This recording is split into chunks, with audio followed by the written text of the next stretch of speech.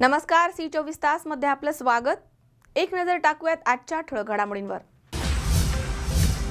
जिल्हा परिषदेच्या अध्यक्षपदी काँग्रेसच्या शालिनीताई विखे तर उपाध्यक्षपदी राष्ट्रवादीच्या राजर्षी घुले विराजमान। गणेगावमधील 20 वर्ष अंध मुलीवर केला एका नराधमाने अत्याचार, राऊरी पोलीस स्टेशनमध्ये गुन्हा दाखल। कृषी पदवीधारकांना केलीये सोन्याची शेती, कुटुंबाच्या मदतीने फुलवला केशरचा मळा।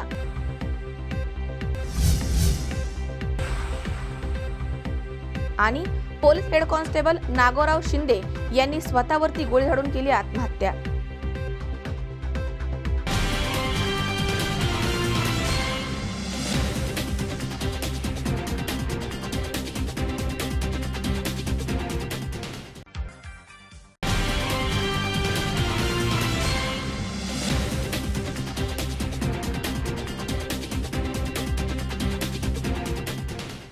बातमीपत्रात आपलं स्वागत। पाहूया सविस्तर वृत्त।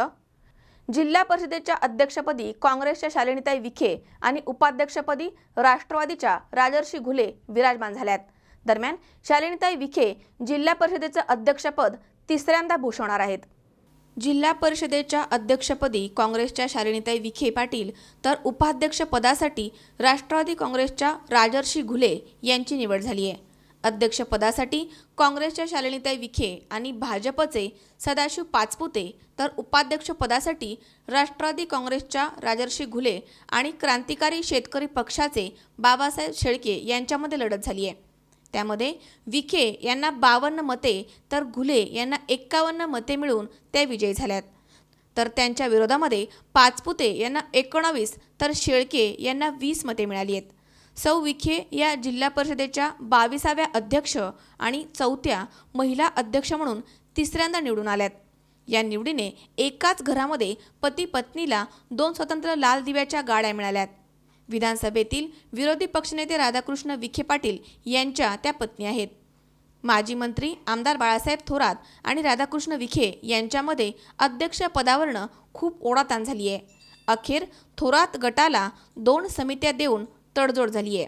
त्यामुळे जिल्हा परिषदेमध्ये काँग्रेस राष्ट्रवादीची सत्ता आबाधित राहिली आहे। जिल्हाधिकारी अनिल कवडे यांच्या अध्यक्षतेखाली जिल्हा परिषद सदस्यांच्या बैठकीमध्ये मतदान होऊन ही निवड प्रक्रिया पार पडली आहे।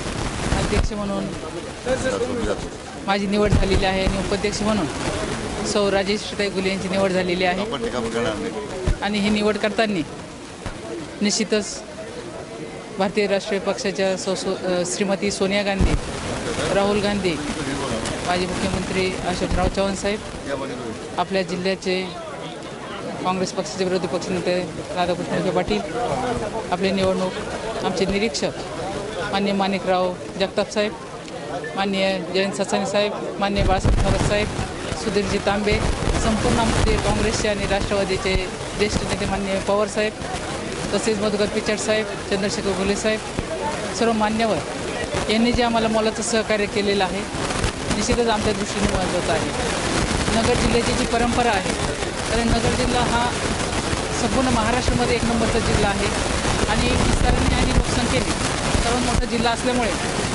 मागे 2007 ते 12 या काळामध्ये मला जिल्हा परिषदेचे अध्यक्ष होण्याचा मान मिळाला होता आणि गटतट विसरून संपूर्ण जिल्ह्यामध्ये चांगल्या पद्धतीने काम कसं करता येईल, चांगली विचारधारा लोकांपर्यंत कशी पोहोचवता येईल ह्या दृष्टीने निश्चितच आम्हाला मार्गदर्शन मिळालेलं आहे आणि आमच्याकडनं ते कामं झालेलं आहे। इथून पुढच्याही काळामध्ये पक्षाचं गटतटाचं राजकारण न करता ज्या शासनाच्या योजना आहेत आणि पद्मभूषण बाळासाहेब विखे पाटलांचं जे स्वप्न आहे की गरीब दुबळ्यांचे जे कामं असतील, गरिबांपर्यंत जाऊन ज्या शासनाच्या योजना असतील ते आपल्याला पोहोच करण्याचं आहे। निश्चितच मी आणि उपाध्यक्ष सौ राजर्षीताई आम्ही हे विकासाची कामं महिला म्हणून जे काही करता येतील निश्चितच आम्ही मन लावून ते कामं करणार आहोत आणि विकासाची गंगा नगर जिल्ह्याची अशीच जी परंपरा आमच्या ज्येष्ठांनी आम्हाला दाखवलेली आहे ही परंपरा इथून पुढच्याही काळामध्ये आम्ही चांगल्या पद्धतीने चालू अशी मला आशा आहे। आणि निश्चितच हे आमचे जिल्हा परिषद सदस्य जे काही 71 सदस्यांनी मतदान केलेलं आहे आणि ह्या मतदानांनी जे काही आमच्याकडनं अपेक्षा केल्या आहे, जनतेने जे अपेक्षा केलेल्या आहे ह्या अपेक्षा जास्तीत जास्त पूर्ण करण्याचं आम्ही काम करणार आहोत। आरोग्य असेल, शिक्षण असेल, पाण्याचे प्रश्न असतील, संपूर्ण जिल्ह्यामध्ये जे कामं करता येतील ते कामं आम्ही 100% करण्याचा प्रयत्न करणार आहोत. निधीची कमतरता पडली तर निश्चितच मंत्रालयामध्ये जाऊन CMला असतील, बाकीचे मंत्री असतील यांचंसुद्धा सहकार्य आम्ही घेणार आहोत. आणि हा निधी आणि विकासाची कामं करण्याची जी काही परंपरा आपल्या जिल्ह्यामध्ये आहे, निश्चितच ही पुढे नेण्यासाठी आम्ही कटिबद्ध आहोत. स्वराज खोबरे, C24 तास, अहमदनगर. 100% कर वसुली झाले नाही तर विकास कामांसाठी शासनाकडून निधी मिळणार नाही. त्यामुळे अकोले नगर पंचायतीनं कर वसुली मोहीम हाती घेतली आहे. थकबाकीदारांनी पाणीपट्टी, मालमत्ता कर, घरपट्टी वेळेमध्ये भरून नगरपंचायतीला सहकार्य करावं असं आवाहन करण्यात आलंय.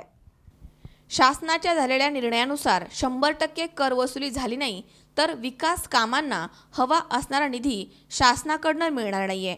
म्हणूनच अकोले नगरपंचायतीने कर वसुली मोहीम हाती घेतली आहे. पाणीपट्टी, मालमत्ता कर, घरपट्टी वेळेमध्ये भरून नगरपंचायतीला सहकार्य करण्याचं आवाहन अकोले नगरपंचायतीचे मुख्याधिकारी प्रवीण निकम यांनी केलं आहे.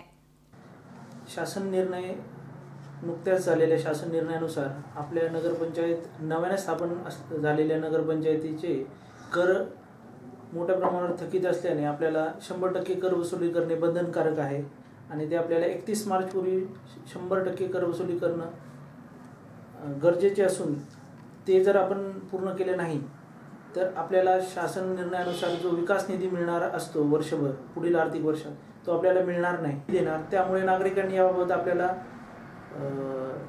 सहकार्य करावं व 100% कर वसुली होण्यासाठी नगरपंचायतीला मदत करावी. तसेच यासाठी नगरपंचायतीने मोठे जे थकबाकीदार आहेत त्यांची नावे सार्वजनिक ठिकाणी येत्या 3 दिवसात झळकवण्याचा कार्यक्रम हाती घेण्यात आलेला आहे. तसेच सरकारी व निमसरकारी कार्यालयांनाही याबाबत आपण सूट देणार नाही आहोत. सर्वांनाही आपण नोटिसा दिलेल्या आहेत.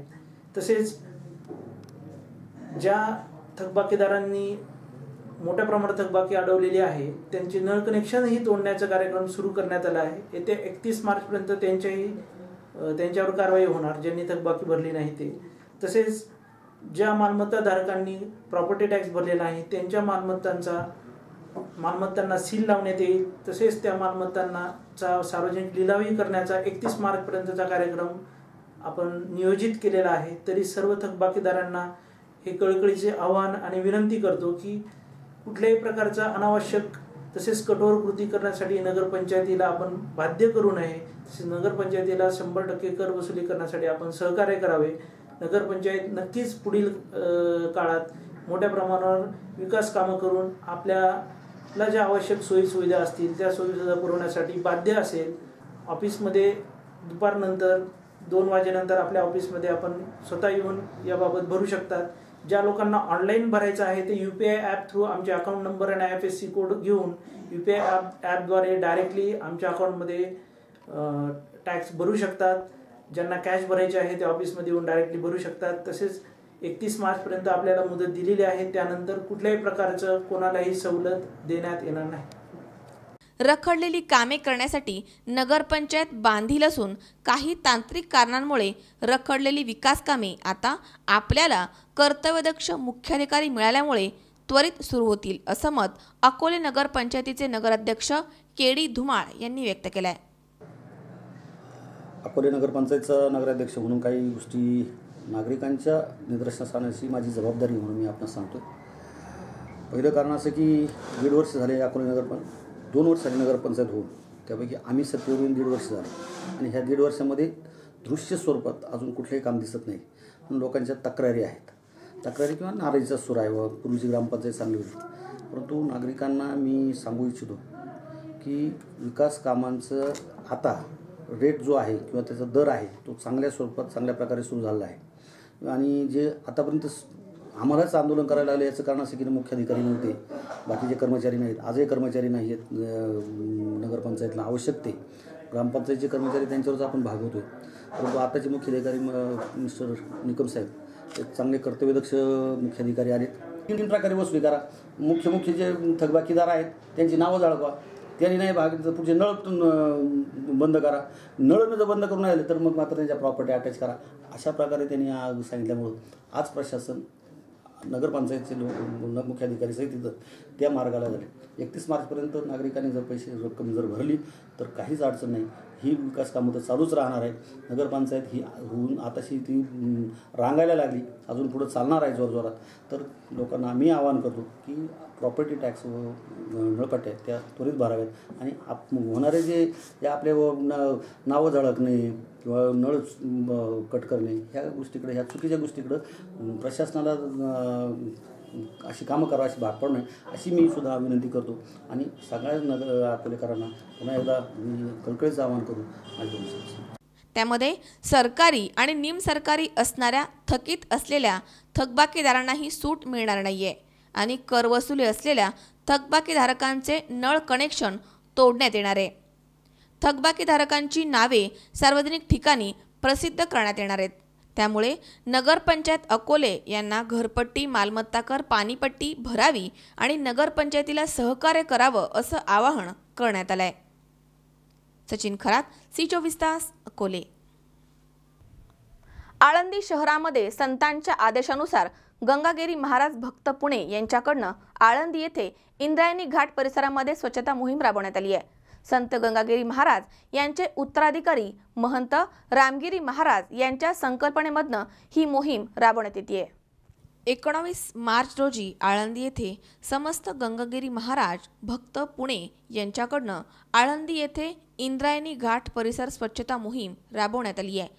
या मोहिमेमध्ये संत गंगागिरी महाराज यांचे उत्तराधिकारी महंत रामगिरी महाराज यांच्या संकल्पनेमधनं सर्व भक्तांनी देव देश धर्माचे आणि सर्व तीर्थक्षेत्रावरील स्वच्छता मोहीम, आरोग्य शिबिर अशा विविध उपाययोजना या ठिकाणी राबवल्यात. तसेच आळंदी हे तीर्थक्षेत्र संत ज्ञानेश्वरांचे समाधी स्थान असून या स्थानावरील संपूर्ण परिसर नियमित स्वच्छ आणि सुंदर ठेवावा असं मत या ठिकाणी सेवेस आलेल्या भाविक भक्तांनी व्यक्त केलं आहे. तसेच पुणे या ठिकाणी उद्योगधंद्यास आलेल्या सर्व भक्तांनी प्रत्येक महिन्याला 1 दिवस समाज कार्यकर्ता द्यावा असं मत सेवेकरांनी व्यक्त केलं आहे. स्वच्छता मोहिमेमधनं अनेक शुभ संदेशही यावेळी देण्यात आलेत. त्या ठिकाणी उपस्थित सेवक भक्तांनी C24 तासशी बोलताना आपल्या प्रतिक्रिया व्यक्त केल्यात. योगीराज सदुर गंगागिरीजी महाराज, महंत परमपूज्य गुरुवर्य ब्रह्मलीन नारंगिरी महाराज आणि आमचं सर्वांचं भक्त मंडळाचं असणारं श्रद्धास्थान गुरुवर्य महंत रामगिरीजी महाराज यांच्या शुभ प्रेरणेने आळंदी या क्षेत्रामध्ये माऊलींच्या पावनभूमीमध्ये आम्ही हा माऊलींचा घाट स्वच्छता मोहिमेचा कार्यक्रम या ठिकाणी घेत आहोत. इंद्रायणी घाट हा स्वच्छ प्रत्येकाने ठेवला पाहिजे म्हणून एक सामाजिक उपक्रमातून हा घाट स्वच्छता मोहिमेचा कार्यक्रम गुरुवर्य महंत रामगिरीजी महाराज यांच्या आदेशाने आम्ही या ठिकाणी घेत आहोत. या कामी सर्व पुणे भक्तमंडळ त्यांची अतिशय चांगली उपस्थिती या ठिकाणी आहे आणि भक्तमंडळातर्फे आम्ही हा उपक्रम विविध उपक्रम आम्ही या ठिकाणी घेणार आहोत. रक्तदान शिबिर असेल, आरोग्य शिबिर असेल, भविष्यामध्ये गुरुवर्य महाराज जे आदेश आम्हाला करतील त्या आदेशाचं पालन आम्ही या ठिकाणी सर्व पुणे भक्तमंडळ आणि संपूर्ण चाकण परिसर असेल, पिंपरी चिंचवड परिसर असेल या सर्व विभागातून आलेले सर्व भक्तगण या ठिकाणी स्वच्छता अतिशय स्वयंस्फूर्तीने या ठिकाणी करतायत आणि गुरुवर्य महाराजांच्या आदेशानुसार आम्ही हा कार्यक्रम या ठिकाणी संपन्न करीत आहोत. आमचे गुरुबंधू वेताळ महाराजांनी जे सांगितलं आहे की आम्हाला मागच्या वेळेस जे रामगिरी महाराज आमचे अधिष्ठान यांनी सांगितलं होतं की आपण विविध क्षेत्रात काम करत असताना आपण आपल्या वेळात वेळ काढून सामाजिक उपक्रम राबवले पाहिजे. त्यानिमित्ताने आज सगळ्यांच्या सूचनेनुसार व सगळ्यांच्या विनंतीनुसार आपण आज प्रथम आळंदी घाट स्वच्छता मोहीम हाती घेतलेली आहे. भविष्यात या ठिकाणी सगळे राजकीय, शैक्षणिक सगळ्या क्षेत्रात काम करणारे सगळे एकत्रित येऊन सोशल व सामाजिक जे उपक्रम राबवतील ते आम्ही प्रयत्न करणार आहोत. दीपक चव्हाण, C24 तास, आळंदी, पुणे. कोपरगाव ग्रामीण रुग्णालयातील कर्मचारी आणि सेविकांच्या हलगर्जीपणामुळे आणि कठोर वागणुकीमुळे 16 मार्च रोजी बाळंतपणासाठी दाखल झालेल्या सविता कहार हिचे रुग्णालयाच्या बाहेर काढताना रुग्णालयाच्या दारामध्येच बाळंतपण झाले. दरम्यान या घटनेमुळे दोषीवरती तात्काळ कारवाई करण्यात यावी अशी संतप्त मागणी करण्यात येते. कोपरगाव येथील ग्रामीण रुग्णालयामध्ये एक धक्कादायक प्रकार उघडकीस आलाय. 16 मार्च रोजी सविता संतोष कहार या महिलेचे बाळंतपण रुग्णालयामधनं बाहेर काढून देत असताना दारामध्येच झालंय. त्यामुळे रुग्णालयाच्या ढिसाळ कारभारावरती नागरिकांनी संताप व्यक्त केलाय। या प्रकाराची वाच्यता झाल्यानंतर हा प्रकार उघडकीस आलाय। 16 मार्च रोजी सविता ही बाळंतपणासाठी सकाळी 10 वाजता ग्रामीण रुग्णालयामध्ये आली होती। तिला तपासणी करून दाखलही करून घेण्यात आलं, परंतु दुपारी 1 वाजता तिच्या पोटामध्ये दुखू लागलं। त्यावेळी सविताला काहीही कारण न देता ऐन वेळेस दुसऱ्या दवाखान्यात नेण्याचे रुग्णालयातील सिस्टरनं सांगितलं, परंतु ऐन वेळेस आम्ही कुठे जाऊ, वेदना तर खूप होत आहेत, मला बाहेर काढू नका असे सविता अंतःकरणामधनं सांगत होती। परंतु कठोर काळजाच्या कर्मचारी सेविकांनी त्यांचं एकही म्हणणं ऐकून घेतलं नाही आणि त्यांना धक्के देऊन बाहेर काढत असताना दुपारी 1:30 वाजता ग्रामीण रुग्णालयाच्या दारामध्येच त्यांचं बाळंतपण झालंय। तेथील पेशंटच्या नातेवाईक महिलांनी आजूबाजूला कपडे धरले आणि तिथेच सवितानं एका गोंडस मुलाला जन्म दिलाय। 16 मार्च रोजी कोपरगाव ग्रामीण रुग्णालयात एक धक्कादायक प्रकार घडला। एका गर्भवती महिलेला रुग्णालयातून बाहेर हुसकावून देत असताना सदर महिलेचे बाळंतपण अक्षरशः रुग्णालयाच्या दारात या ठिकाणी करावे लागले। सदर प्रकारची वाच्यता झाल्यानंतर सदर घटना उघडकीस आली। सदर प्रकार आपल्या अंगलट येण्याच्या भीतीने बाळंतपण झाल्यानंतर येथील कर्मचारी महिलांनी पेशंटला रुग्णालयात दाखल केले। सदर ग्रामीण रुग्णालयात यावेळी डॉक्टर देखील उपस्थित नव्हते। अनेक रुग्णांना या दवाखान्यात अपमानास्पद वागणूक देण्यात येते। पेशंटला भरती करून घेण्यास टाळाटाळ केली जाते। एकीकडे पंतप्रधान नरेंद्र मोदींनी गरोदर महिलेला 6,000 रुपये देण्याची घोषणा केली, परंतु दुसरीकडे बाळंतपण करण्यासाठी रुग्णांची अशा प्रकारे हेळसांड होत असेल तर या दोषींवर कारवाई होणार का, हा प्रश्न अनुत्तरितच आहे। ही घटना घडत असताना अधिकृत डॉक्टर या ठिकाणी उपस्थित नव्हते। सदरचे प्रकरण अंगलट येत असल्याचं लक्षात आल्यानंतर कर्मचारी सेविकांनी बाळंतपण झाल्यानंतर सवितावरती पुढील उपचार सुरू केलेत। म्हणे उतर म्हणे खाली जा म्हणे, तुम्ही गाडी करा म्हणे, दुसरीकडे जा म्हणे, तुझं बीपी वाढून जाईल म्हणे। आणि मला बीपीचा त्रासच, मी म्हणते थांबा बीपी माझं नॉर्मल होतं पहिल्यापासून, तरी पण ते ऐकणंच नाही म्हणे उतर म्हणे, उतर खाली। मी उतरतच नव्हतं काउंटरवर खाली, मला उतरतच येत नव्हतं। दोघे तिघींना बोलवलं त्यांनी, म्हणे उतराव म्हणे हिला खाली। मला खाली घेतलं तरी पण मी तिथून काय दवाखान्यात त्याच्यातून बाहेर निघलेच नाही, तिथेच थांबले। थोडंसं उभं राहिले 5-10 मिनटं, त्यांनी एकचा टाईम दिला म्हणे थांबा 1 वाजेपर्यंत होईल दुसरे डॉक्टर म्हणे, आणि झालेच नाही। तर 10-1 मिनटं थांबा म्हणे, परत वरती घेतलं, चेक केलं तर काय यायला लागला। त्या सिस्टर नाईट सिस्टरने परत चेक केलं, त्या डॉक्टरांना बोलायला सांगितलं। मग ते दुसरे मोठे सिस्टर, त्यांचं काही मला नाव माहीत नाही, त्यांना बोलवलं, साडी वगैरे घालते त्या, त्यांना बोलवलं, त्यांनी चेक केलं आणि थांबल्या तिथेच थांबल्या। मला म्हणे तुझं बीपी पहिल्यापासून हे आहे का? म्हटलं नाही, आता नॉर्मलच दाखवलं, त्याला सगळं सांगितलं नॉर्मल म्हटलं, माझं बीपी जसं बाळ पोटात आहे तसं नॉर्मलच आहे। मग थांबा म्हणे, बाहेर गेल्या आणि यांना काहीतरी सांगितलं माझ्या मिस्टरांना, त्यांनी परत मध्ये आल्या आणि त्या सिस्टरला सांगितलं म्हणे उठव म्हणतील आणि जाऊ दे म्हणे, नको म्हणे। मी म्हणते नाही थांबा, 1:15 वाजला होता, तिथंच गाड्या होती, मी बघितलं त्याच्यामध्ये। तर थांबा म्हटलं, नाहीच थांबत, उतरवलं खाली, मला खाली उतरून मी तिथं उभं राहिले। मला जोरच कळायला लागलं याच्या बाळाचं, ते जास्त अंगावरून जायला लागलं, तर त्यांनी वडत दोघीने बाहेर नेलं मला। त्या सिस्टरने बस जोरात ओढलं, निघ म्हणे बाहेर, दवाखान्याच्या बाहेर जा म्हणे, आणि तुम्ही तुमच्या पद्धतीने लोणीला जाण्याचं, मग दुसरीकडे जा म्हणे, कुठे पण खाजगीमध्ये शिजर वगैरे करून द्या म्हणे। माझे मिस्टर म्हणे नाही म्हणे, शिजर नाही करायचं म्हणे आम्हाला तिचं, तुम्ही बघा म्हणे काय होतं तर। आजी पण म्हणे नाही म्हणे, तिचे खूप हालत आहे, तिथपर्यंत जाणार नाही असं सांगत होतं।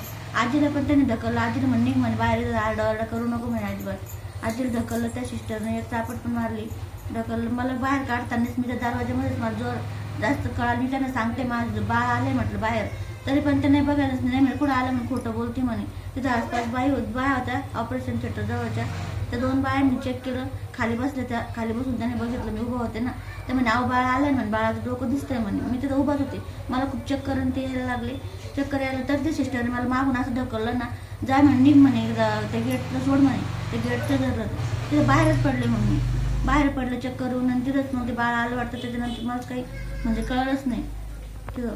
आणि हे बाळाच्या नंतर ते डोकं वगैरे फसलं वाटतं, मग ना ते काय झालं, सगळं बाहेर डिलिव्हरीचं सगळं बाहेर करून मग नंतर ते 2 जण आले, आणि नाईट सिस्टरने खूप म्हणजे नाही ते मग नंतर आले एक डॉक्टर, मी मध्ये गेल्यानंतर आले एक डॉक्टर, तिथं कोणच फक्त 2 सिस्टर होत्या, एक नाईट सिस्टर होती, तिने माझी काळजी घेतली तिने। कोपरगाव ग्रामीण रुग्णालयामध्ये अनेक वेळा रुग्णांना दाखल करून घेण्यास टाळाटाळ केली जाते, तसेच रुग्णांना कर्मचाऱ्यांचीही अपमानास्पद वागणूक तर नित्याचीच झाली आहे. सविताला झालेल्या त्रासाबद्दल आणि कर्मचारी सेविकांचा निष्काळजीपणा यावरती संबंधांनी कारवाई करावी अशी मागणी सविताचे पती संतोष कहार यांनी केली आहे. काय आलं, सकाळी ना आगल्या दिवशी तिला थोडी तकलीफ झाली, तर तिला आणखी तपासायला नेलं. तर नाही सिस्टर होत्या, त्या काय म्हणे का सविता म्हणे तुला जर थोडीशी तर दुखायला लागलं तर माझ्याकडे घेऊन ये म्हणे, तर आपण इथं नॉर्मल डिलिव्हरी करून टाकू, तुला कुठेही पळायची गरज नाही म्हणे. तर मी त्याच्यानंतर सकाळी दुसऱ्या दिवशी तिथं थोडं दुखत होतं, तर ती मला काय म्हणे तुम्ही धंद्याला जाऊन या म्हणे, मग दुखायला लागलं का आपण जाऊ म्हणे. तर मग मी धंद्याला गेलो, मला तिकडे फोन आला का बा दवाखान्यात नेलं. दवाखान्यात नेल्यानंतर मग मी अर्जंट आलो, मी तिथं गेलो. तिथं गेल्यानंतर मग मी उभं होतो, तर तिला डिलिव्हरी रूममध्ये गेलं होतं. तर तिथून मग मी बाहेर उभं राहिलो, मग त्यांनी मला बोलून घेतलं सिस्टरनी, म्हणे बा हिला काही ठेवू नका म्हणे, तुम्ही तिकडं कोणच्याही दवाखान्यात घेऊन जाऊ म्हणे, लोणीला न्या. त्याचं काही कारण दिलं की त्यांनी आम्हाला काही कारण सांगितलंच नाही का बा का काय नाही. एवढंच मला म्हणे का आम्ही तिची डिलिव्हरीला काही करू शकत नाही, तुमच्या पद्धतीने तिला घेऊन जाऊ म्हणे. तर मी तिला विचारलं, मी सिस्टर म्हटलं थोडंसं टाईम खा म्हटलं, आणि लेडीज राहून द्या म्हटलं. तर ती काय म्हणे का आम्ही लेडीज ठेवू शकत नाही, तिला काही होऊ शकत नाही म्हणे टाईमवर. तर मी तिला विचारलं बा का म्हणून काय, तर तेवढं त्या नाईट सिस्टर आल्या, त्या काय म्हणे का म्हणे थांबा म्हणे थोडंसं, मोठ्या सिस्टरला म्हणे थोडं थांबा म्हणे, तिची डिलिव्हरी होऊन जाईल म्हणे. तर ती नाईट सिस्टरला तिने बडबड केली, तू केस काय घेतली, कसं काय घेतली, मला विचारलं नाही, असं तसं बडबड केली त्यांनी. त्या सिस्टर गपचीत बसून घेतलं त्यांनी. तर मग तिला डायरेक्ट बाहेर आणलं, तर मी तिथं बाहेर उभं होतो, तिला मागून धक्के मारायचे ते. तर हिनं काय केलं, त्या खिडकीला दरवाजाला धरून घेतलं. धरल्यानंतर आमची तिथं एक बाई होती, ती काय म्हणे अहो म्हणे बाळ अर्ध बाहेर आलेलं आहे म्हणे. मग तेव्हा हिनं खाली पडून आणि तिथं बाहेर डिलिव्हरी केली. तर सकाळच्या 1:30 वाजता कम्प्लीट डिलिव्हरी झाली ती, 1:30 बाहेर. मग एवढं झालं. बाकीचं मग पुढं मग त्याला नेऊन टाकल्यानंतर परत काय त्यांनी लक्ष दिलं नाही, कुणी आलं नाही, कुणी गेलं नाही आणि कुणी ध्यान दिलं नाही. फक्त तेवढी नाईट सिस्टर आहे त्यांनीच थोडंसं देखरेख केली, बाकी कुणी काही पाहिलेलं बी नाही. एक बी डॉक्टर तिथं जागेवर राहत नाही. ठीक आहे, आज आपल्या संघाची घटना झाली, उद्या जर वैयक्तिक दुसऱ्या संघ जर झाली तर हे काय म्हणते का यांच्या माननी झाली, उद्या आपल्या संघाची झालं ते जगा संघ बी नको व्हायला. कारण ते दवाखाना तुमचा जो आपला सरकारी जो दवाखाना आपला गरिबासाठी दिलेला आहे, काय तुम्ही जर लोकांचे मोठे लोकांचं पाहून जर करीत असले, मोठ्याचं करायचं आणि गरीबाला त्याचा त्याचा उपयोग नाही ना. उद्या ठीक आहे, तिला बी काही झालं असतं आणि बाळाला बी काही झालं असतं, त्यांच्यावर आम्हाला कॉल करत लागली असते काय. आणि ते झाल्यानंतर म्हणून राहिले की बुवा नाही नाही, आणि आम्ही लक्ष दिलं आणि आम्ही अजून बी लक्ष देणार होतो. म्हणजे यांचा एक विषय असा होता, यांचा मारून टाकायचा प्लॅन होता, लेकराला बी आणि बाईला बी त्यांचा प्लॅन होता. तर मला असं वाटतं ती मोठी जी सिस्टर आहे हिला सस्पेंड करून तिच्या जागी चांगली आणावं, व्यक्ती चांगली एखादी डिलिव्हरीसाठी. एकीकडे पंतप्रधान नरेंद्र मोदींनी गरोदर महिलेला 6,000 रुपये देण्याची घोषणा केली आहे, परंतु दुसरीकडे बाळंतपण करण्यासाठी रुग्णांची अशा प्रकारे हेळसांड होतीये. असं असलं तर या घटनेतील दोषींवर कोणती कारवाई केली जाईल आणि कधी, असा संतप्त प्रश्न उपस्थित होतोय. योगी डोके, C24 तास, कोपरगाव. या ठिकाणी वेळ झाली आहे छोट्याशा विश्रांतीची. अवघ्या काही क्षणात परत येतोय. तुम्ही पाहत राहा C24 तास, चका वर्तमानात बिनधास्त.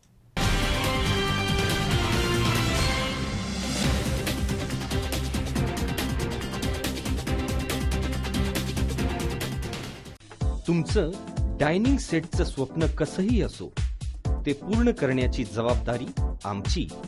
कारण आम्ही फक्त डायनिंग सेट देत नाही, तर आम्ही देतो डायनिंग आयडियाज. डायनिंग टेबल घ्यायच्या पहिले तुमची कल्पना एकदा आम्हाला अवश्य सांगा. शिवाय डायनिंग आयडियाज सोबत आहेत बेड कॉन्सेप्ट्स आणि प्रीमियम सोफा थीम्स. फर्निचरचे स्वप्न पाहत तुम्ही, ते साकार करू आम्ही.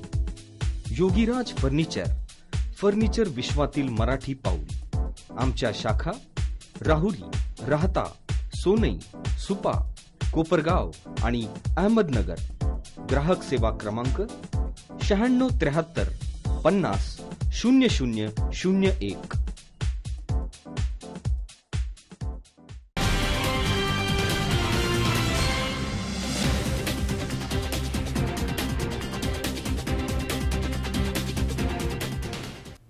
विश्रांतीनंतर बातमीपत्रात पुन्हा एकदा आपलं स्वागत. पाहूयात पुढची बातमी. राहुरीमधील गणेगाव येथे एका 20 वर्षीय अंध मुलीवरती जवळच राहणाऱ्या एका नराधमाने मद्यधुंद अवस्थेमध्ये अत्याचार केल्याची घटना 21 मार्च रोजी घडली आहे. दरम्यान मुलीच्या आईने आरडाओरडा केल्यामुळे काहींनी त्याला पकडण्याचा प्रयत्न केला, मात्र त्याने घटनास्थळावर धूम ठोकली आहे. दरम्यान मुलीच्या आईने राहुरी पोलीस स्टेशनमध्ये तक्रार दाखल केली आहे. राहुरी तालुक्यातील गणेगाव येथे एका 20 वर्षीय अंध मुलीवरती जवळच राहणाऱ्या एका नराधमाने पाशवी अत्याचार करून घटनास्थळावरनं धूम ठोकली आहे. ही घटना 21 मार्च रोजी दुपारी राहुरी तालुक्यातील गणेगाव येथे घडली आहे. तालुक्यातील गणेगाव येथे एक विधवा महिला आपल्या 20 वर्ष अंध मुलगी आणि एक 15 वर्षीय मुलासमवेत वाणी शाळेशेजारी राहतीये. मोलमजुरी करून ती आपला उदरनिर्वाह करते. 21 मार्च रोजी दुपारी सदर महिला काही कामानिमित्त राहुरी तहसील कार्यालय येथे आली होती. त्यावेळी सदर अंध मुलगी घरामध्ये एकटीच होती. तिला घरामध्ये एकटी पाहून जवळच राहणाऱ्या मध्यधुंद अवस्थेमध्ये असलेल्या दिलीप नारायण कोबरणे या नराधमाने दुपारी 1 वाजता घरामध्ये घुसून तिचे तोंड दाबून तिच्यावरती अत्याचार केलाय. त्याचवेळी तिची आई राहुरी तहसील कार्यालयामधलं तिचं काम उरकून घरी गेली. तिनं घराचा दरवाजा लोटला असता सदर घटना तिने पाहिली आहे. तिने ताबडतोब आरडाओरडा करून परिसरातील लोकांना जमा केलं. त्यावेळी काहींनी त्याला पकडण्याचा प्रयत्न केला, परंतु त्यानं अंध मुलीच्या आईला लाकडाने फटका मारून घटनास्थळावर धूम ठोकली आहे. यावेळी सदर महिलेनं गणेगावचे सरपंच अमोल भनगडे यांना फोन करून घटनेची माहिती दिली. त्यावेळी त्यांनी पोलिसांमध्ये जाऊ नको म्हणून सदर महिलेवरती दबाव टाकण्याचा प्रयत्न केलाय. याबाबत महिला दुपारी 4 वाजता राहुरी पोलीस स्टेशनमध्ये आपल्या अंध मुलीला घेऊन आली आणि तिने सर्व घडलेला प्रकार सांगितलाय. दुपारी उशिरापर्यंत गुन्हा दाखल करण्याचं काम सुरू होतं. सदर अंध मुलीला न्याय मिळणार का? मुलीच्या आईवरती दबाव टाकण्याचा प्रयत्न करणाऱ्या सरपंचावरती कारवाई होणार का? याबाबत तालुक्यामध्ये चर्चा सुरू आहे. मी 10 वाजता येत आले, तळशीरचा अर्ज न्याला आणि घरी गेले. दरवाजाला ते माणूस डायरेक्ट ॲक्शन घेत, म्हणजे डायरेक्टच बलात्कार केला त्याने. कपडे बिपडे काढले होते पोरीच्या अंगावरचे, त्याचे पण काढले होते. मग आम्ही हाणलं त्याला. मला पण लाकूड बसवते मी. त्याचं नाव काय आहे? दिलीप नारायण कोबरणे. कुठं राहतो तू? तिथंच राहतो का? तुमची मुलगी किती वर्षाची? 18 वर्ष 40. आणि 18 का 40? अपंग आहे का ती? अपंग आहे, तिला दिसत नाही. डोळ्यांनी दिसतच नाही. दोन्ही डोळ्यांनी दिसत नाही? दोन्ही डोळ्यांनी दिसत. आणि घरी मुंडका दाबून तिच्या अंगावर बसला होता तिने. आणि घरी कोण नव्हतं त्यावेळेस? घरी कोणीच नव्हतं, सगळे कामाला गेले होते. पोरगं लहान होतं, पोरगं ट्रॅक्टर कामाला गेला होता तिथं वावरात शेतीमध्ये. मुलीचे वडील? मुलीचे वडील वारलेले आहेत, आता 6 महिने झाले. वडील नाही ते. आणि हा तुमच्या जवळपास राहतो का? लांब राहतो थोडा. सरपंच माझ्यावर दबाव आणतो, तो म्हणतो केस करू नका. कोण आहे सरपंच? अमोल भनगडे. मनोज साळवे सह सतीश फुलसौंदर, C24 तास, राहुरी. 18 मार्च रोजी आळंदी नगरपालिकेच्या विषय समित्यांची निवडणूक प्रक्रिया संपन्न झाली आहे. पीठासीन अधिकारी तथा तहसीलदार सुनील जोशी यांच्या अध्यक्षतेखाली पार पडलेल्या या निवडीमध्ये भाजपचे संख्याबळ जास्त होते. त्यामुळे भाजपच्या समितीचे पदाधिकारी बिनविरोध निवड घोषित करण्यात आली आहे. 18 मार्च रोजी आळंदी नगरपालिकेच्या विशेष सभेमध्ये विषय समित्यांची निवड प्रक्रिया बिनविरोध करण्यात आली आहे. या निवडणुकीचे पीठासीन अधिकारी तथा तहसीलदार सुनील जोशी यांच्या अध्यक्षतेखाली बोलवलेल्या समित्यांची निवड करण्यात आली.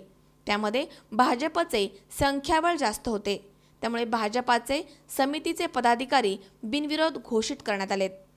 समितीचे पदाधिकारी यात्रा समितीचे सभापती ज्योती चितळकर, सार्वजनिक बांधकाम सभापती सागर भोसले, शिक्षण समिती सभापती सागर बोरुंदिया, महिला आणि बालकल्याण सभापती प्रमिला रहाणे, पाणीपुरवठा सभापती प्रशांत कुऱ्हाडे, मागासवर्गीय कल्याण सभापती बालाजी कांबळे यांची बिनविरोध निवड करण्यात आली आहे.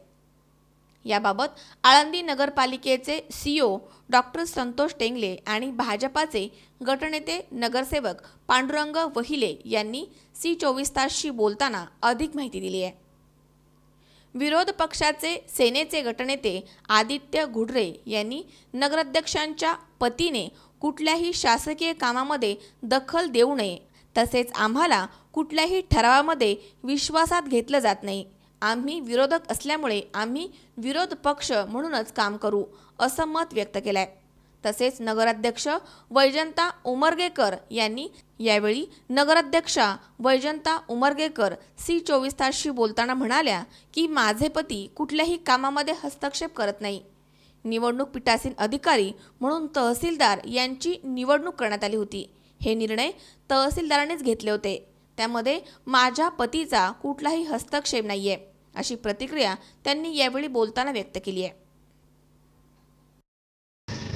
आळंदी नगर परिषदेच्या विशेष समित्यांची निवडणूक आज 8/3/2017 नगर परिषदेच्या सभागृहामध्ये आयोजित केली होती. त्याचे पीठासन अधिकारी आदरणीय तहसीलदार साहेब खेडचे जे होते ते होते. निवडणुकीमध्ये भारतीय जनता पार्टी यांची जी संख्या आहे ती 12ची स्ट्रेंथ, 12 मेंबर त्यांच्याकडे आहे आणि शिवसेना आणि अपक्ष असे मिळून 9 उमेदवार आहेत. त्याच्यामध्ये शिवसेनेचे 7, शिवसेनेचे 6 आणि एक नॉमिनेटेड मेंबर शिवसेनेचा आणि अपक्ष 2 अशा पद्धतीची नगरपालिकेमध्ये सध्या स्ट्रेंथ आहे. त्यानुसार नॉमिनेशन स्वीकारले गेले. शिवसेनेकडनं एकही नॉमिनेशन प्राप्त झालेलं नाही. भारतीय जनता पार्टीकडून 6 कमिट्यांचे 6 सभापतीसाठी नॉमिनेशन प्राप्त झालेले आहे. त्याच्यामुळं 6 सभापती भारतीय जनता पार्टीचे या ठिकाणी बिनविरोध घोषित करण्यात आले आहेत. आज आळंदी नगरपालिकेमध्ये विशेष समित्यांची निवडणूक झालेली आहे. पूर्ण समित्या आपल्या बिनविरोध झालेल्या आहेत. निवडणुकीमध्ये पीठासन अधिकारी म्हणून खेडचे तहसीलदार साहेब सुनील जोशी यांनी काम पाहिलेलं आहे आणि बाकी समित्यांची निवड यात्रा समितीपदी ज्योतिताई राव चितळकर यांची झालेली आहे. शालेय शिक्षण समितीपदी सागर बोरुंदे यांची निवड झालेली आहे. बांधकाम समितीपदी सागर भोसले यांची निवड झालेली आहे. महिला व बालकल्याण समितीपदी प्रमिला गणेश रहाणे यांची निवड झालेली आहे. मागासवर्गीय कल्याणकारी समितीपदी बालाजी आबा कांबळे यांची निवड झालेली आहे आणि पाणी पुरवठा जलनिसारण समितीपदी प्रशांत कुर्डे यांची निवड झालेली आहे. विरोधकांचं म्हणणं आहे की नगराध्यक्षांचे पती या कामामध्ये हस्तक्षेप घेतात, त्याबद्दल काय सांगाल तुम्ही? विरोधकांचं हे म्हणणे साफ चुकीचं आहे. नगराध्यक्षांचे पतीचा इथं संबंध येत नाही आहे, कारण की निवडणूक कार्यालयामध्ये नगरसेवकांशिवाय कुणाला प्रवेशच नसतो. तर नगराध्यक्षांच्या पतीचा इथे काही विषय येत नाही. त्यांचा स्वतः तहसीलदार पीठासन अधिकारी म्हणून होते, कारण नगराध्यक्षांच्या पतीचा इथे काही संबंधच नाही आहे. विरोधकांना एकही जागा मिळणार नव्हती त्यांना पण माहित होते, त्यामुळे त्यांनी हे आरोप चुकीचे केलेले आहेत. नगरपालिकेच्या कमिटीचे वाटप झालेले आहेत. तर खेड तालुक्याचे तहसीलदार म्हणून त्यांची नियुक्ती केलेली होती. तर त्यांच्या अध्यक्षाखाली कमिटीची वाटप झाली. तर त्यांचं विरोधी पार्टीचं असं म्हणणं आहे की त्यांच्या पतीचा हस्तक्षेप होता. जिथं नगराध्यक्ष पीठासीन अधिकारी नसतात तिथं तहसीलदाराच्या अध्यक्षाखाली नाही का कमिटी वाटप झाली. तिथं नगराध्यक्षाचा रोल नाही, तिथं त्यांच्या पतीचा कुठून रोल असणार आणि असे आरोप करणं योग्य नाही. तर तुम्ही काय सांगाल, तर निवडणूक प्रक्रिया कशा पद्धतीने पार पडली या ठिकाणी? निवडणूक प्रक्रिया अशी पडली की त्यांचा आम्ही बहुमतात ठराव करून आमचे 6ही समितीच्या सभापतीचे नावं दिले. त्यांचा एकही फॉर्म आलेला नव्हता. त्यामुळं तहसीलदारांनी बिनविरोध कमिट्या. दीपक चव्हाण, C24 तास, आळंदी, पुणे. वन विभागाने अलीकडेच जंगलतोड होऊ नये त्यासाठी जंगलग्रस्त भागांमध्ये ग्रामस्थांना गॅस सिलेंडर आणि शेगडीचे अत्यल्प दरामध्ये वाटप करून नवा उपक्रम हाती घेतलाय. दरम्यान या उपक्रमाची सुरुवात नांदेड जिल्ह्याच्या किनवट तालुक्यातील सारखणी गावामधून करण्यात आली आहे. वनमंत्री सुधीर भाऊ मुनगंटीवार यांनी सूत्रे हाती घेताच नवनवीन उपक्रम राबवायला सुरुवात केली आहे. याचाच एक भाग म्हणून नांदेड जिल्ह्याच्या आदिवासी बहुल भाग म्हणून परिचित असलेल्या किनवट तालुक्यामधून करण्यात आली आहे. संयुक्त वन व्यवस्थापन समिती सारखणी यांच्या माध्यमामधून वन विभागाचे वरिष्ठ अधिकारी राजेंद्र नाळे यांच्या हस्ते गावातील अनेक कुटुंबांना गॅस सिलेंडर आणि शेगडी देऊन किरकोळ शुल्क आकारून वाटप करण्यात आले आहे. या योजनेचा वन विभागाला चांगल्या प्रकारे लाभ होण्याचा विश्वास त्यांनी व्यक्त केला आहे. त्यामुळे जंगलतोड होऊ नये आणि कुऱ्हाड बंद राहावी, त्यामधनं पर्यावरणाचा समतोल राखण्यासाठी या योजनांचा लाभ होण्याची शक्यता वर्तवण्यात येते. झाडे लावा झाडे जगवा या योजनाचा वृक्षतोडीवरती लाभ झाला नाहीये, मात्र तरी देखील या गॅस सिलेंडर वाटप योजनेचा किती लाभ होईल हे येणारा काळच ठरवेल. आज सारखणी गाव तालुका किनवट जिल्हा नांदेड येथे वन विभागाच्या माध्यमातून एक नाविन्यपूर्ण उपक्रमाचं आयोजन केलेलं आहे, ज्याच्यामध्ये वन विभागाकडनं जी काही गावं जंगलाच्या आजूबाजूला आहेत त्यांना 100% गॅस वाटप करण्याचा महत्त्वाचा निर्णय महाराष्ट्र शासनाने घेतलेला आहे. त्यानुसार आज या गावामध्ये 42 गॅसचं वाटप पहिल्या टप्प्यामध्ये येथील SC समाजाच्या लोकांसाठी करण्यात आलेलं आहे आणि यामधनं जंगलाचं संरक्षण व्हावं आणि पर्यावरणाचं संरक्षण व्हावं हा हेतू महाराष्ट्र शासनाचा आहे. ही योजना पुढच्या काही वर्षामध्ये मोठ्या प्रमाणावर राबवली जाऊन त्यातून जंगलाचं संरक्षण हे तिथल्याच लोकांच्या माध्यमाने आणि त्यांना त्यांचं जीवनमान उंचावण्यासाठी जी काही साधनं लागतात त्यातनं देऊन आपण जंगलाचं संरक्षण साध्य करणार आहोत. रशीद फाजलानी, C24 तास, नांदेड. 20 मार्च रोजी पंचायत समिती सभापतींच्या दालनामध्ये श्री गणेशाची विधिवत महापूजा करून नेवासा पंचायत समितीच्या सभापती पदाचा सौ सुनीताताई गडाख आणि उपसभापती पदाचा सौ राजनंदिनी मंडलिक यांनी पदभार स्वीकारलाय. नेवासा पंचायत समितीच्या सभापती पदाचा सोमवारी 20 मार्च रोजी सौ सुनीताताई गडाख यांनी पदभार स्वीकारलाय. तसेच उपसभापती राजनंदिनी मंडलिक यांनीही आपल्या पदाची सूत्रे हाती घेतली आहेत. यावेळी पंचायत समिती सदस्य रावसाहेब कांगुणे, सौ नीताताई कांगुणे यांच्या हस्ते सभापती दालनामध्ये श्री गणेशाची महापूजा करण्यात आली. यावेळी विविध महिला संघटनांच्या वतीने सौ सुनीताताई गडाख आणि राजनंदिनी मंडलिक यांचा विविध महिला संघटनांच्या वतीने सत्कार करण्यात आलाय. पंचायत समितीचा नावलौकिक वाढेल असे आदर्शवत काम करण्याचा आपण प्रयत्न करू असा निर्धार त्यांनी यावेळी बोलताना व्यक्त केलाय. सभापती आणि उपसभापती पदाचा पदभार स्वीकारण्यापूर्वी सुनीताताई गडाख आणि राजनंदिनी मंडलिक, जिल्हा परिषद सदस्य सुनील भाऊ गडाख यांच्या हस्ते सभापती दालनामध्ये असलेल्या राज्यघटनेचे शिल्पकार डॉक्टर बाबासाहेब आंबेडकर, मुख्य प्रवेशद्वाराजवळील हिंदवी स्वराज्याचे संस्थापक छत्रपती शिवाजी महाराज सभागृहातील महात्मा ज्योतिराव फुले यांच्या प्रतिमेचे पुष्पहार घालून पूजन करण्यात आलं. यावेळी युवा नेते, जिल्हा परिषद सदस्य सुनील भाऊ गडाख, उदयन गडाख, उषाताई गडाख, जयाताई गडाख यांच्यासह पंचायत समिती सदस्य, विविध महिला संघटनांच्या तसेच बचत गटाच्या महिला पदाधिकारी मोठ्या संख्येने उपस्थित होते. पुन्हा एकदा नेवाशाच्या पंचायत समितीला चांगले दिवस होतेच, पण असा कार्यकाळ उभा करू की हा कार्यकाळ सुवर्णाक्षरात लिहिला जाईल.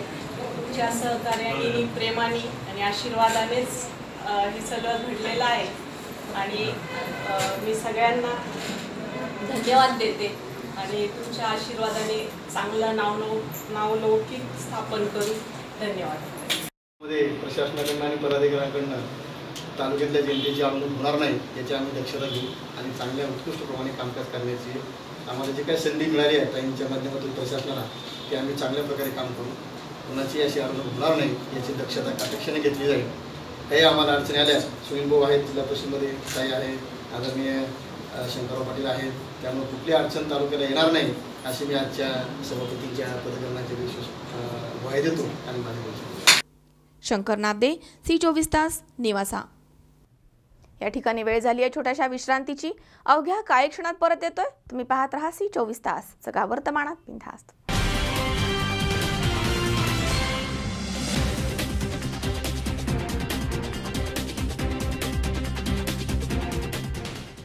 तुमचं डायनिंग सेटचं स्वप्न कसंही असो, ते पूर्ण करण्याची जबाबदारी आमची. कारण आम्ही फक्त डायनिंग सेट देत नाही, तर आम्ही देतो डायनिंग आयडियाज. डायनिंग टेबल घ्यायच्या पहिले तुमची कल्पना एकदा आम्हाला अवश्य सांगा. शिवाय डायनिंग आयडियाज सोबत आहेत बेड कॉन्सेप्ट्स आणि प्रीमियम सोफा थीम. फर्निचरचे स्वप्न पाहत तुम्ही, ते साकार करू आम्ही. योगीराज फर्निचर, फर्निचर विश्वातील मराठी पाऊल. आमच्या शाखा राहुरी, राहता, सोनई, सुपा, कोपरगाव आणि अहमदनगर. ग्राहक सेवा क्रमांक 9673 50 0001.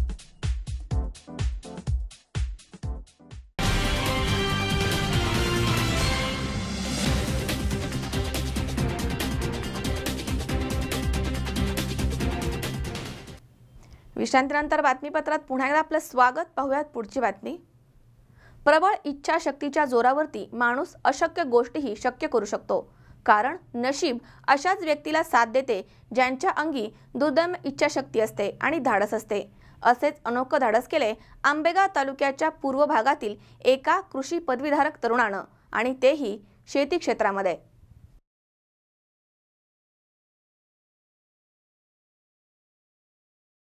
या दृश्यामध्ये आपण जी लहानगी झाडे पाहत आहोत ती आपणास प्रथम दर्शनी करडईची वाटतील, पण ती करडईची झाडे नसून ती सोन्याची झाडे आहेत. अहो, असे दचकू नका. ही झाडे आहेत केशरची. होय, तेच केशर जे हिमालयाच्या कुशीमध्ये आढळून येतं. प्रतिकूल घाटावरती मात करत आंबेगाव तालुक्यातील बडेकर मळ्यामध्ये कृषी पदवीधारक अजित भगवान बडेकर या तरुणानं आपल्या कुटुंबाच्या मदतीनं केशरचा मळा महाराष्ट्रातील एका छोट्याशा खेडेगावामध्ये फुलवलाय. कसा, तो ऐकूयात. सर्वसामान्य शेतकऱ्यामध्ये एक विशिष्ट प्रकारचा न्यूनगंड तयार झालेला आहे. का ठराविक भागामध्ये ठराविक पीक येतं आणि आपल्याकडे येत नाही, ते त्याच ठिकाणी येतं, असा एक आपल्या शेतकऱ्यामध्ये गैरसमज झाला. आणि ह्याच एका उद्देशानं आम्ही सर्च करून एक केशर किंवा त्याला अमेरिकन सेफ्रॉन म्हणून म्हटलं जातं, अशा पद्धतीचं या ठिकाणी पाहणी केल्याच्या नंतर मी ते लागवड करण्याचं ठरवलं. याच्या लागवडीमध्ये अंतर, विशिष्ट लागवडीचा कालावधी ह्या गोष्टीचा अभ्यास करून त्याची या ठिकाणी लागवड केली. या लागवडीमध्ये खताचं आणि औषधाचं हे जर प्रमाण जर आपण व्यवस्थितरित्या त्या ठिकाणी जर नियोजन केलं तर निश्चितच आपल्याला त्यापासून चांगल्या पद्धतीचा बेनिफिट मिळू शकतो, हे आज मला या ठिकाणी दिसून येत आहे. हे वैशिष्ट्य म्हणजे की ही लागवड केल्याच्या नंतर याला एक काळ्या प्रकारचा मावा त्याच्यावरती असतो आणि त्याची औषधं ही फार असं त्याचा बाव करण्यासारखी गोष्ट नाही, ती आज बाजारामध्ये उपलब्ध आहेत. आणि त्यानंतर याच्यासाठी जी खतं आहेत, आपण वॉटर सोल्युबलमधून 1919, 1261 या प्रकारची औषधं दिल्याच्या नंतर याला फार मोठी खूप अशी काही खतांची वगैरे बाव करण्यासारखी गोष्ट नाही. आपण जे रेग्युलर खतं आहेत बाजारामध्ये उपलब्ध ती त्या ठिकाणी आपण देऊन निश्चितच त्यापासून चांगल्या प्रकारचं उत्पादन आपण घेऊ शकतो.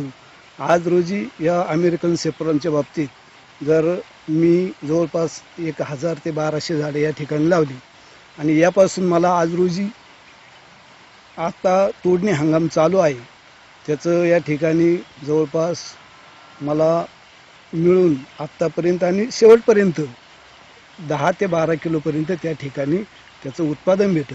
तर निश्चितच याच्यापासून चांगल्या प्रकारचा बेनिफिट मिळू शकतो, हे या उद्याच्या काही दिवसामध्ये निश्चितच त्यापासून दिसून येईल. हे जवळपास 10 गुंठे क्षेत्रामध्ये याची मी लागवड केली आणि 10 गुंठे क्षेत्रामध्ये 10 ते 12 किलोचं या ठिकाणी उत्पादन निघेल. आणि याची जर भावाची जर तुलना केली किंवा याचा जर भाव पाहिला तर एका किलोला साधारण 40,000 ते 1,00,000 रुपयापर्यंत याच्या किलोचा भाव आहे. आणि यापासून जर मला 10 किलो जरी माल निघाला, 10 किलोचे जर हिशोब केला तर पण निश्चितच चांगल्या प्रकारचा लाखो रुपयामध्ये याचा बेनिफिट मला त्या ठिकाणी निश्चित मिळू शकेल. असं आजपर्यंत या पाहणीतून किंवा जो माल तयार झाला आहे याच्यातून त्या ठिकाणी दिसून येत आहे. सरकार शेती कर्जाला माफी देईल अशी तमाम शेतकरी राजाला आशा होती. अर्थसंकल्पामध्ये ती आशा फोल ठरली आहे. उत्पादित शेतीमालाला बाजारभाव मिळत नाहीये. त्यामध्ये लहरी हवामानाने अन वाढत्या भांडवली खर्चाने शेतकरी मेटाकुटीला आलेत. नगदी पिकेही कागदी ठरतायत. कर्जाच्या खाईमध्ये लोटला गेलेला शेतकरी आत्महत्येचा पर्याय अवलंबताना अजितच्या धाडसी वृत्तीने अवलंबलेला मार्ग हा नो पेन्स विदाऊट गेन्सची आठवण करून देतो. संतोष पाचपुते, C24 तास, पारगाव. धुळे येथील डॉक्टरवर झालेल्या हल्ल्याप्रकरणी औसा डॉक्टर असोसिएशनच्या वतीने जाहीर निषेध व्यक्त करण्यात आलाय आणि मूक मोर्चाकडून औसा तहसीलदार यांना याबाबतचं निवेदन देखील देण्यात आलंय। धुळे येथील डॉक्टरांवरती भ्याड हल्ल्याप्रकरणी संपूर्ण औसा शहरातील डॉक्टर्स असोसिएशन यांच्या वतीने जाहीर निषेध करण्यात आलाय। दरम्यान गांधी चौक औसा येथून मूक मोर्चा काढण्यात आला आणि औसाचे तहसीलदार यांना यासंबंधीचं निवेदन देण्यात आलंय। डॉक्टरांवरील हल्ल्याप्रकरणी आरोग्य सेवा संरक्षण कायदा प्रभावीपणे लागू व्हावा आणि भविष्यामध्ये अशा घटना घडू नयेत यासाठी शासनानं योग्य उपाययोजना कराव्यात अशी मागणी यावेळी करण्यात आली आहे। यावेळी डॉक्टर असोसिएशनचे अध्यक्ष डॉक्टर धाराशिवे, सचिव डॉक्टर सुनील चव्हाण, कोषाध्यक्ष डॉक्टर जिलानी पटेल, डॉक्टर जाकीर पटेल, संघटनेचे पदाधिकारी आणि सदस्य, केमिस्ट असोसिएशनचे अध्यक्ष संजय भालकीरकर आणि सदस्य तसेच लॅब तंत्रज्ञ उपस्थित होते। आसिफ पटेल, C24 तास, लातूर। या ठिकाणी पुन्हा एकदा वेळ झाली आहे छोट्याशा विश्रांतीची। अवघ्या काही क्षणात परत येतोय। तुम्ही पाहत राहा C24 तास, जगा वर्तमानात बिनधास्त।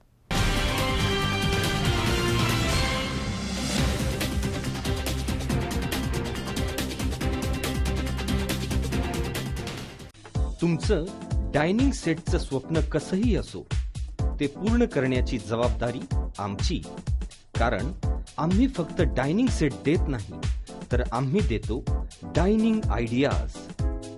डायनिंग टेबल घ्यायच्या पहिले तुमची कल्पना एकदा आम्हाला अवश्य सांगा। शिवाय डायनिंग आयडियाज सोबत आहेत बेड कॉन्सेप्ट्स आणि प्रीमियम सोफा थीम्स। फर्निचरचे स्वप्न पाहत तुम्ही ते साकार करू आम्ही। योगीराज फर्निचर, फर्निचर विश्वातील मराठी पाऊल। आमच्या शाखा राहुरी, राहता, सोनई, सुपा, कोपरगाव आणि अहमदनगर। ग्राहक सेवा क्रमांक 9673 50 0001।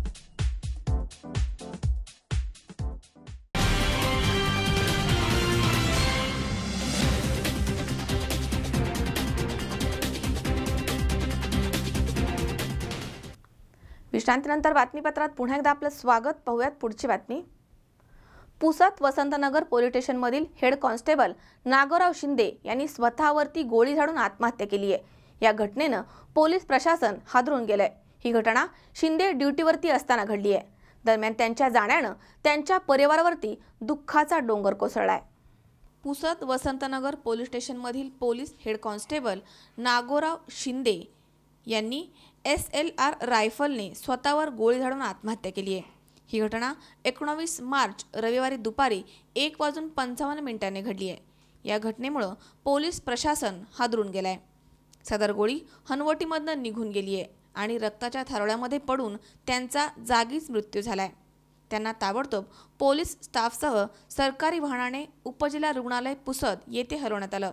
मात्र वैद्यकीय अधिकारी यांनी तपासणीनंतर त्यांना मृत घोषित केलाय। या घटनेची माहिती मिळताच यवतमाळ जिल्हा पोलीस अधीक्षक R राजकुमार यांनी वसंतनगर पोलीस स्टेशनला भेट दिली आहे। शिंदे यांचे पोस्टमॉर्टम पुसद येथे न करता यवतमाळ येथे करण्यात आलाय।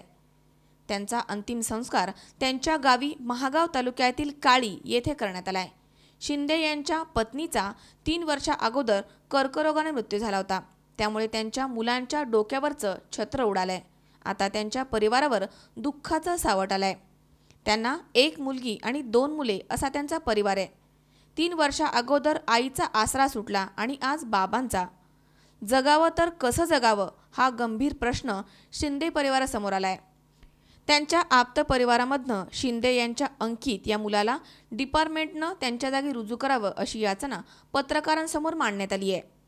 पोलीस स्टेशन वसंतनगर पुसद येथे या घटनेसंदर्भात अकस्मात मृत्यूची नोंद करण्यात आली आहे। या घटनेचा पुढील तपास पोलीस निरीक्षक शेळके हे करीत आहेत। आमच्या पोलीस स्टेशनचे कर्मचारी Nagorao Tukaram Shinde, police head constable buckle number 482 हे काल कर्तव्यावर हजर असताना काल दुपारी 13:55 त्यांनी स्वतः SLR रायफलने स्वतःवर गोळी झाडून आत्महत्या केलेली आहे। तर त्याबाबत म्हणजे आत्महत्येचं कारण त्यांचा पाठीमागील बऱ्याच काही दिवसापासून ते जरा मानसिक तणावाखाली होते आणि त्याच्यामुळं त्यांनी आत्महत्या केलेली. त्या सदरच्या घटना घडल्याच्या नंतर त्वरित त्यांना पुढील उपचार कामी उपजिल्हा रुग्णालय पुसद येथे दाखल केले, परंतु डॉक्टरांनी त्यांना मृत घोषित केले. त्याबाबतचा डीडी मेमो आम्हाला प्राप्त झाल्याच्या नंतर आम्ही आमचे पोलीस हेड कॉन्स्टेबल राहुल मावरे यांच्या फिर्यादीवरून मर्गचा गुन्हा दाखल केलेला आहे. सदर मर्ग दाखल केल्याच्या नंतर पुढील तपास आमचे पोलीस निरीक्षक माननीय पोलीस निरीक्षक श्री शेळके साहेब करत आहेत आणि त्यांचा मृतदेह पुढील शवविच्छेदनासाठी शासकीय जिल्हा रुग्णालय यवतमाळ येथे पाठवण्यात आलेला आहे. ते यांचा ड्युटीवर कार्यरत असताना त्यांनी गोळ्या झाडून त्यांचा दुर्दैवी मृत्यू झालेला आहे. त्यांच्या मागे खूप मोठा आप्त परिवार आहे. 2 मुलं आणि 1 मुलगी असा मोठा परिवार आहे आणि फारच दुर्दैवी घटना घडलेली आहे. 3 वर्ष अगोदरच त्यांच्या पत्नीचं कर्करोगाच्या दीर्घ आजाराने निधन झाले होते. त्यानंतर आता ही अशी घटना घडल्यामुळे त्यांच्या मुलाबाळावर फार मोठा बिकट प्रश्न निर्माण झालेला आहे. हा त्यांचा मोठा मुलगा आहे, 2 नंबरची मुलगी आहे आणि 3ऱ्या नंबरचा एक मुलगा आहे, तो फारच लहान आहे. तर फार मोठा आभाळ कोसळलेला आहे या परिवारावर. 3 वर्ष अगोदर आई गेली आणि आज अशी ही घटना घडली. त्याच्यामुळं त्यांचा परिवार निराधार झालेला आहे, उघड्यावर आलेला आहे. तरी या घटनेचं गांभीर्य लक्षात घेऊन त्यांच्या मुलाला शासकीय सेवेत संबंधित डिपार्टमेंटनं लवकरात लवकर रुजू करावे, कारण आज त्यांच्यासमोर फार मोठा बिकट प्रश्न निर्माण झालेला आहे. तर हीच विनंती आहे, कारण अतिशय बिकट वेळ आलेली आहे त्यांच्यावर. फिरोज पठाण, C24 तास, यवतमाळ. दरम्यान एक धक्कादायक बातमी समोर आली आहे. कान्हेगाव वारी शिवारामध्ये आपल्या 2 चिमुकल्यांसह आईने धावत्या रेल्वेखाली उडी घेऊन आत्महत्या केली आहे. या घटनेमुळे परिसरामध्ये शोककळा पसरली आहे. मयत महिलेचं नाव माधुरी रमेश चौधरी असं आहे. दरम्यान माधुरीनं आपल्या चिमुरड्यांसह आत्महत्या का केली आहे हे अजून स्पष्ट झालेलं नाहीये. राहता तालुक्यातील शिंगवे येथील महिला माधुरी रमेश चौधरी हिने आपल्या 2 चिमुरड्यांसह कोपरगाव तालुक्यातील कान्हेगाव वारी या शिवारामध्ये धावत्या रेल्वेखाली आत्महत्या केली आहे. त्यामुळे राहता आणि कोपरगाव तालुक्यामध्ये शोककळा पसरली आहे. यामध्ये माधुरीसह तिचा 4 वर्षांचा मुलगा आदित्य आणि 2 वर्षांची मुलगी वैष्णवी हेही जागीच मयत झालेत. कान्हेगाव वारी रेल्वे स्टेशन मास्तर यांच्या फिर्यादीवरनं कोपरगाव ग्रामीण पोलीस स्टेशनमध्ये अकस्मात मृत्यूचा गुन्हा नोंदवण्यात आलाय. रेल्वे स्टेशन मास्तर यांच्याकडनं माहिती मिळाली की पुंतांबा कान्हेगाव वारी येथे रेल्वे रुळावरती 3 मृतदेह पडले. त्यांनी पाहणी करून तात्काळ कोपरगाव ग्रामीण पोलीस स्टेशनला कळवलं. ही घटना 20 मार्च रोजी दुपारी 12:30 वाजण्याच्या पूर्वी घडली आहे. सदर माधुरी चौधरी हिचे माहेर येवला असून ती सध्या शिंगवे येथे राहत होती. माधुरी हिने आपल्या 2 चिमुरड्यांसह आत्महत्या का केली आहे हे अद्याप समजू शकलं नाहीये. दरम्यान मृतदेह शवविच्छेदनासाठी कोपरगाव ग्रामीण रुग्णालयामध्ये आणण्यात आले होते. या घटनेचा पुढील तपास पोलीस निरीक्षक शहाजी नरसुडे यांच्या मार्गदर्शनाखाली सुरू आहे. योगेश डोखे, C24 तास, कोपरगाव. अखिल भारतीय मराठी संघाची कळमनुरी तालुका पत्रकार संघाची नूतन कार्यकारिणी निवड 19 मार्च रोजी करण्यात आली आहे. दरम्यान कळमनुरी येथील विश्रामगृहामध्ये जिल्हाध्यक्ष नंदकिशोर तोष्णीवाल यांच्या अध्यक्षतेखाली ही निवड प्रक्रिया संपन्न झाली आहे. अखिल भारतीय मराठी पत्रकार संघाची 19 मार्च रोजी कळमनुरी येथील विश्रामगृह येथे जिल्हाध्यक्ष नंदकिशोर तोष्णीवाल यांच्या अध्यक्षतेखाली निवड करण्यात आली आहे. यावेळी शेख फारुख गिरगावकर यांची उपस्थिती होती. नूतन कळमनुरी तालुका अध्यक्षपदी अलिमुद्दीन कादरी, उपाध्यक्ष मुजाहिद सिद्दीकी, कार्याध्यक्ष विठ्ठल कदम, सचिव गोपाळ काकडे, कोषाध्यक्ष रंगनाथ नरावडे, सहसचिव नथू गलंडे, सदस्य दिलीप खोडके, शफी डोगरगावकर, उमर फारुख शेख, राजेश्वर व्यवहारे, तर शहर कार्यकारिणी अध्यक्ष सौरभ साकडे, उपाध्यक्ष वाजेद, कार्याध्यक्ष मुजीब पठाण, सचिव नारायण काळे, कोषाध्यक्ष संजय शितळे, सदस्य एजाज नाईक, सुनील वाडवे यांची निवड करण्यात आली आहे आणि आखाडा बाळापूर अध्यक्ष सय्यद आतिक प्रकाश कोकडवार यांची निवड करण्यात आली आहे. उमेश तक्कर, C24 तास, हिंगोली. पुन्हा एकदा पाहूयात काही ठळक घडामोडी. जिल्हा परिषदेच्या अध्यक्षपदी काँग्रेसच्या शालिनीताई विखे तर उपाध्यक्षपदी राष्ट्रवादीच्या राजर्षी घुले विराजमान. गणेगावमधील 20 वर्षीय अंध मुलीवर केला एका नराधमाने अत्याचार, रावरी पोलीस स्टेशनमध्ये गुन्हा दाखल. कृषी पदवीधारकांना केलीये सोन्याची शेती, कुटुंबाच्या मदतीने फुलवला केशर चांबळा.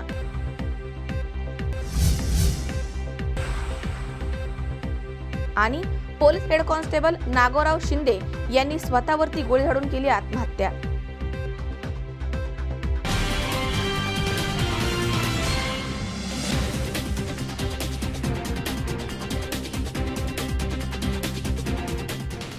याचबरोबर बातमीपत्रात आज वेळ झाली इथेच थांबण्याची. ताज्या घडामोडींसाठी बघत रहा C24 तास. जगा वर्तमानात बिनधास्त.